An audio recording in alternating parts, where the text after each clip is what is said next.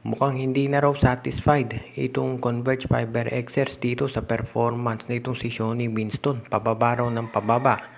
First game 9 points, second game 8 points. Nung huling laro niyan 5 points lang daw na score. At ang sabi nga nila, kahit sabihin pa ng iba na nagtatangkit ng Converge, dapat si Winston maganda ang nilalaro. Nakita naman natin for example si Wami Chongson na kahit ang Terra Firma laging talo, maganda lagi performance nito.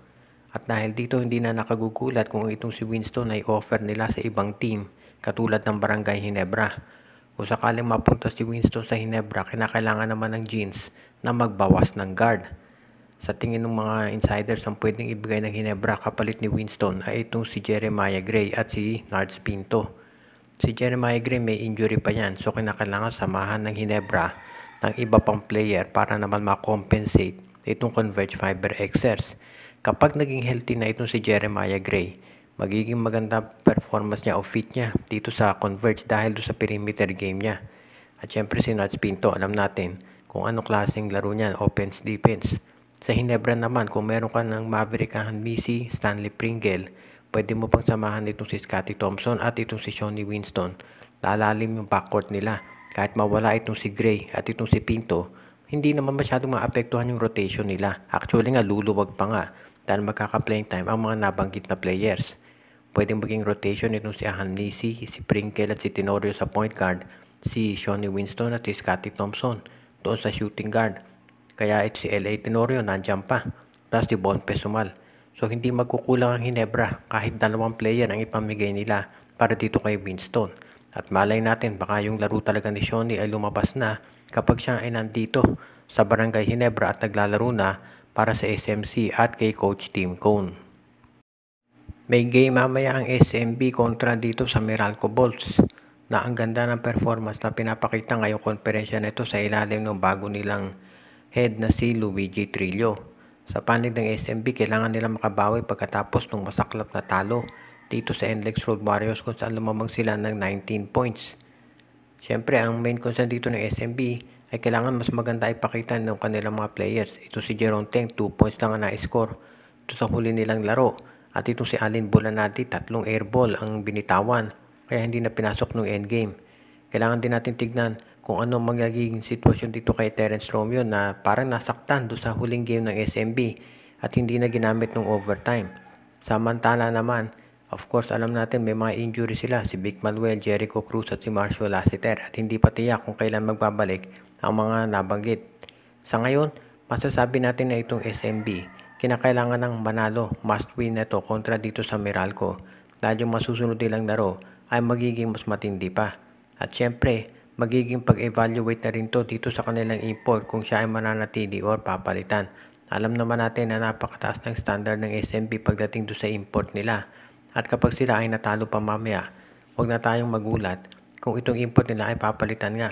Dahil syempre, ang kinakailangan nga dito tignan ng SMB, kung hindi kaya ni Aska na ipanalo ang San Miguel kontra dito sa malalakas na teams katulad ng NLEX at Meralco, paano pa pag nakaharap nila ang Barangay Ginebra at ang TNT? So yan ngayon ang titignan natin. At ang isa pang kinoconsider ngayon, baka ito si George Gallant ay mapalitan na rin. Ang SMB ay alam natin palaging win now ang gusto dyan ng management. So kinakailangan maging maganda ang performance nila palagi. At yung pagbabalik ni Coach Leo Austria doon sa bench ng SMB, baka senyalis na yan na ito si Gallant baka mapalitan pag hindi maganda resulta. Sinabi ni PBA Commissioner Willie Marshall na sususpindihin nila yung referee na nag-work doon sa game nitong NLEX at Terra Firma.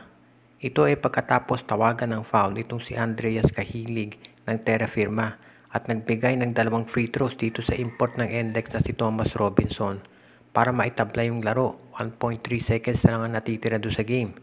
Pero na-miss ni Robinson yung pangalawang free throw at dahil dyan nanalo ang Terra Firma 113-112. Kitang-kita doon sa replay na walang contact na nangyari. At diretsahang sinabi ni Commissioner Willie Marshall na sususpendihin nila yung referee na tumawag doon. Usually kasi ito si Commissioner Willie Marshall, hindi niya kaagad-agad sinasabi na sususpendihin. Ang unang gagawin, syempre pag-aaralan daw, i-review yung tape.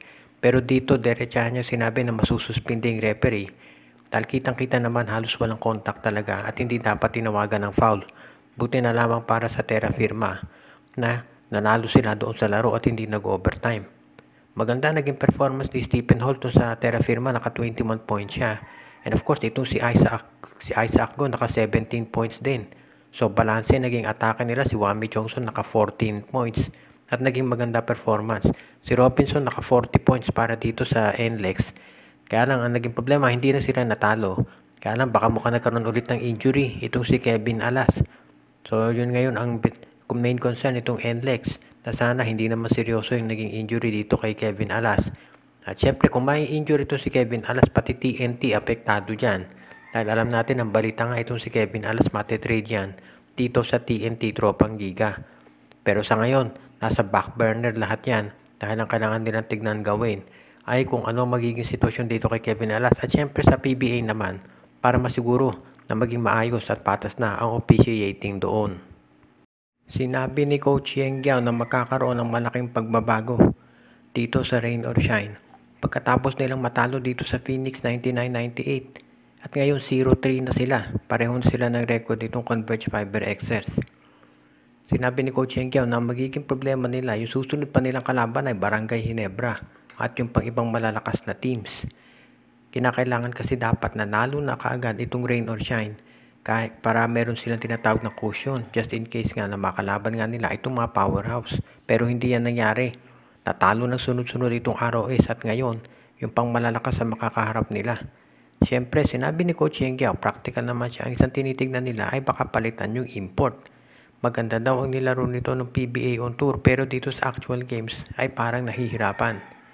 Pero sinabi rin ni Coach Yeng na hindi lang naman pwedeng isa import lahat iaasa at kinakailangan syempre ang mga locals maglaro din at magpakitang gilas. Kaya sa ngayon yan ang titignan natin dito kung anong mapagbabago ang gagawin ni Coach Yeng Giao. Sa ngayon kasi of course pwedeng gawin ay magkaroon ng trade pero depende yan kung sino ang i-offer ni Coach Yeng Giao at syempre kinakailangan muna nilang pag-aralan ano ba ang kinakailangan doon sa lineup nila ngayon. Mga big men ba? Mga guards? Mga wingmen? Kung titignan naman natin, medyo okay na sila, lalo na doon sa front court nila. Lumaki na nga itong ROS. Pero, siguro uumpisahan nga doon sa import at kinakailangan siguro mga panibagong plays ang iset up nila. Sa ngayon kasi itong ROS, hindi naman natin masasabi na nagtatank yan dahil dalawang first round picks na yung nakuha nila. Ditong season na to, si Kit Datu at si Villegas. So, okay na yung lineup nila. Talagang medyo nahihirapan silang manalo at ngayon sinasabi ni Coach Yeng Giao, drastic measures daw ang gagawin nila para magkaroon ng pagbabago. Sa ngayon kasi, itong ROS, malaki ang tsansa na baka ma-eliminate ng maaga.